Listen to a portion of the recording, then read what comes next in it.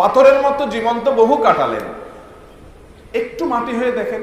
রাত 2টা-3টা পর্যন্ত পছন্দ দলের খেলা দেখে ফুর্তি করেছেন অনেক দিন, একটু কিছু কালের জন্য মাঝে মধ্যে একটু পরীক্ষা করে হলেও ভোর রাতে উঠে কনকনে শীত উপেক্ষা করে দাঁড়িয়ে লম্বা রুকু সিজদা দিয়ে তেলাওয়াত দিয়ে সালাত আদায় করে সিজদায় গিয়ে একটু চোখের পানি ফেলে আল্লাহর কাছে কেঁদে দেন।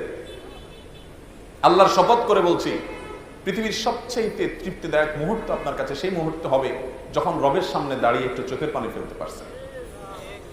একটু চেষ্টা করে দেখেন, একটু ট্রাই করেন। তো সাহাবা একরামের ভিতরে ওই বৈশিষ্ট্য ছিল ভাইরা আমার। তারা রাত জেগে যে তাহাজ্জুদ পড়তেন, দিনভর যে সালাত আদায় করতেন, তাদের ইবাদত বন্দিগির ছাপ, এটার আলামত, এটার আভা, এটার চিহ্ন তাদের চেহারার উপর ভেসে উঠত। সীমাহুম ফি ওজুহিহিম মিন আসারিস সুজুদ।